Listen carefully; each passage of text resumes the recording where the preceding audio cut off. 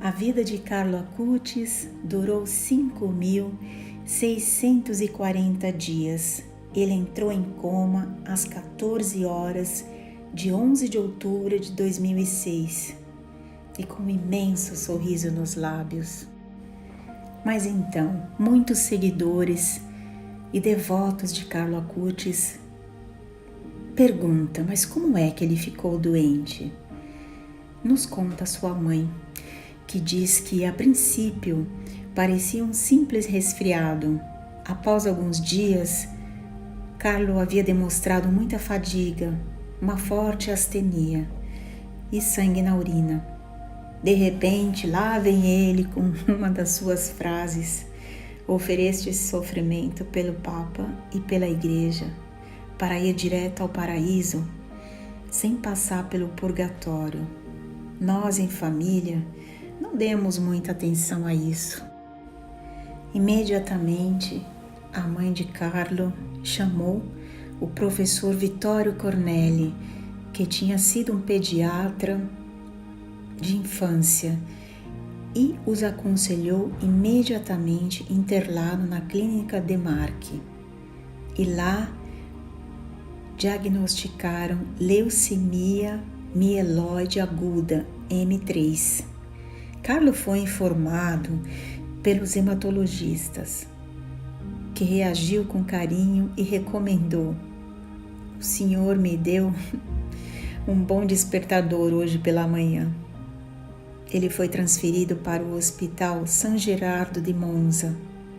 Assim que ele entrou, disse: daqui eu não saio vivo. A família pensou que ele estivesse dormindo. Às 17 horas, foi declarada a morte cerebral na manhã do dia 12 de outubro de 2006. É incrível que mesmo com as dores, ele tinha um sorriso constante. Eu acredito que se tivéssemos esperado pelo menos 2 meses e não 3 dias antes dele morrer, ele tinha se filmado. Mas ele disse que mesmo assim, quando ele pesasse 70 quilos, ele morreria. E assim foi. E quando fizemos a exumação do corpo em 2019, ele pesava tal e qual 70 quilos desde quando se foi enterrado. Carlos se comportava como se tivesse vivido muito mais do que ele havia vivido em terra. E na região da Lombardia, no primeiro ano da igreja, ele tinha assim sempre um santinho que eu acompanhava como todos os anos. Todo ano ele escolhia um santo. E ultimamente ele tinha se apegado sempre à Sagrada Família e ao Menino Jesus com Nossa Senhora. E nós éramos até um pouco ciumentos. Mas no ano da sua morte, olha que interessante, ele escolheu Santo Alessandro Sauli, um bispo patrono dos jovens estudantes que não conhecíamos. E aí Carlo morreu exatamente no dia daquele santo. E aí vem uma pergunta: mas a senhora, Dona Antônia, invocou um milagre para seu filho? Ela responde sim, a Jesus, a Nossa Senhora e ao venerável Cecílio Maria, que foi o capuchinho fundador da Ópera de São Francisco para os pobres de Milão. Mas o plano de Deus era outro. E qual era então o plano de Deus para Carlo? O plano que havia proposto a Carlos antes que expirasse. Pedia ao Senhor que manifestasse um sinal de sua presença. E seu filho, o que respondeu?